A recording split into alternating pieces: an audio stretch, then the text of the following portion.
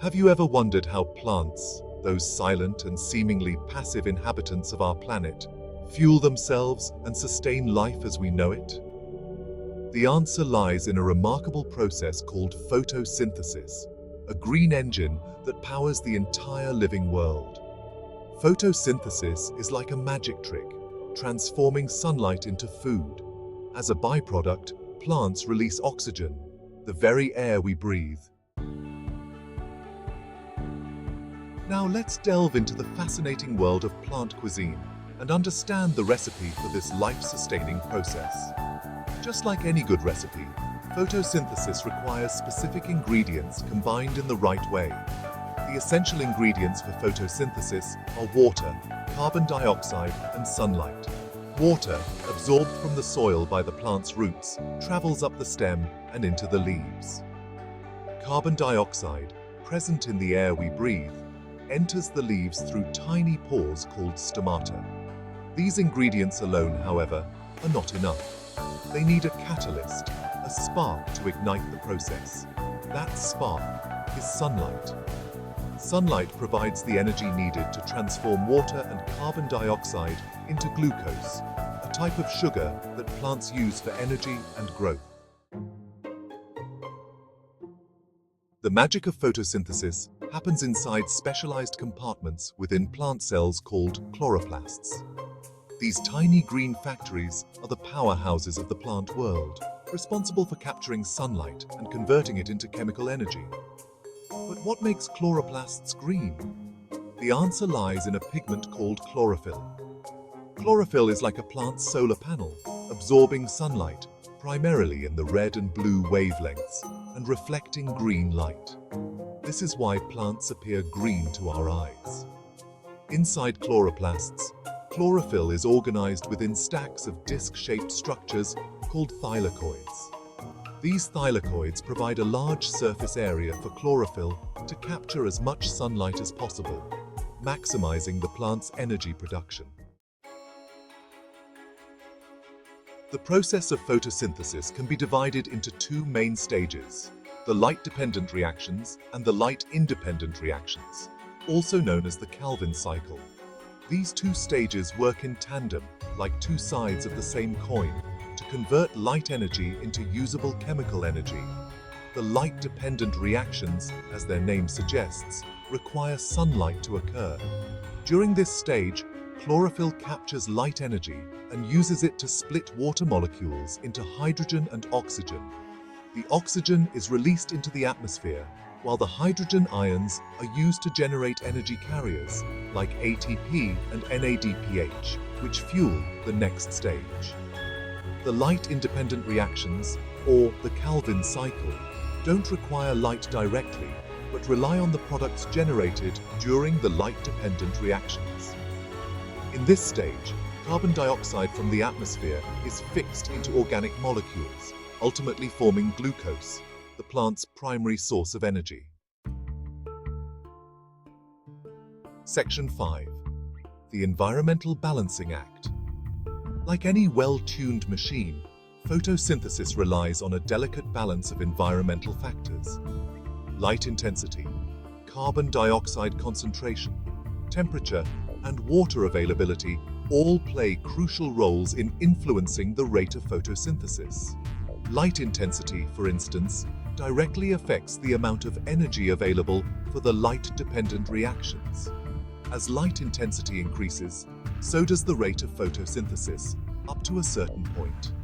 Too much light, however, can damage the delicate chlorophyll molecules, reducing efficiency.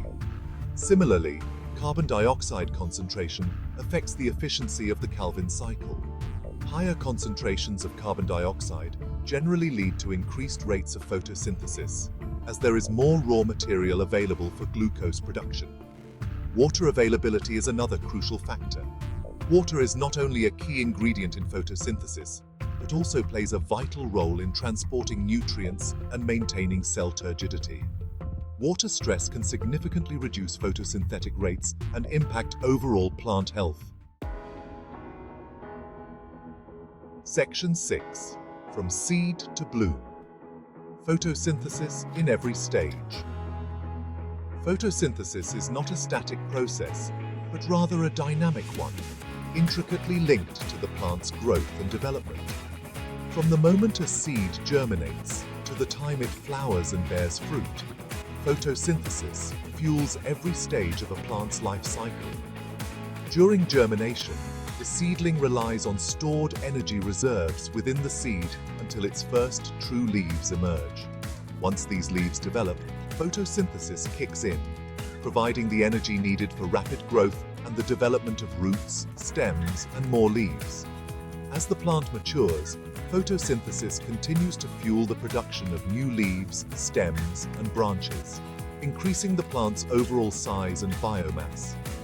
During flowering and fruiting, photosynthesis provides the energy required for the development of flowers, fruits, and seeds, ensuring the continuation of the plant's life cycle. Green thumb tips. Helping your plants thrive. Understanding photosynthesis helps us become better gardeners. Provide optimal conditions for your plants to thrive. Ensure adequate light, proper watering, and optimal temperatures. Choose sunny locations or use grow lights. Water deeply, allowing soil to dry slightly between waterings. Maintain temperatures between 65 to 85 degrees Fahrenheit. Ensure good air circulation to replenish carbon dioxide. Fertilize regularly for healthy growth and photosynthesis. Section 8. Bubbles of life. A simple experiment. Now that we've explored the fascinating world of photosynthesis, let's conduct a simple experiment to observe this vital process in action. All you need are a few common household items. Materials: a clear glass or jar, water, baking soda, sodium bicarbonate, a leafy sprig of a water plant, like Elodea or spinach, and a sunny windowsill. Instructions. 1. Fill the glass or jar with water. 2. Add a teaspoon of baking soda to the water. Baking soda provides a source of dissolved carbon dioxide. 3. Gently submerge the leafy sprig in the water, ensuring the cut end is facing upwards. And 4. Place the glass or jar in a sunny location. Observations. Over time, you'll notice tiny bubbles forming on the surface of the leaves and rising to the top of the water. These bubbles are oxygen, a byproduct of photosynthesis. As the plant absorbs sunlight, it converts water and carbon dioxide into glucose, releasing oxygen in the process. Section 9. Photosynthesis in action. Observing the process.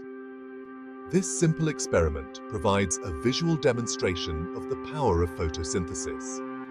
As the plant absorbs sunlight, the chlorophyll within its chloroplasts goes to work, splitting water molecules and releasing oxygen as a byproduct. The more sunlight the plant receives, the more bubbles you'll observe, highlighting the direct relationship between light intensity and photosynthetic rate. You can even enhance this experiment by changing variables. Try placing one glass in a sunny location and another in a shaded area. Observe the difference in bubble production. You can also experiment with different types of plants or vary the concentration of baking soda to see how these factors affect the rate of photosynthesis.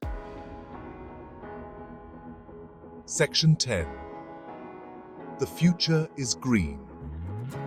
Photosynthesis is not just a fundamental process for life on Earth. It also holds immense potential for addressing some of the world's most pressing challenges. As we strive to create a more sustainable future, understanding and harnessing the power of photosynthesis will be crucial. Scientists are exploring ways to enhance photosynthesis in crops to increase food production and improve nutritional value. They're also investigating the potential of algae and other photosynthetic organisms for biofuel production, offering a renewable alternative to fossil fuels. By unlocking the secrets of photosynthesis, we can unlock a greener, more sustainable future.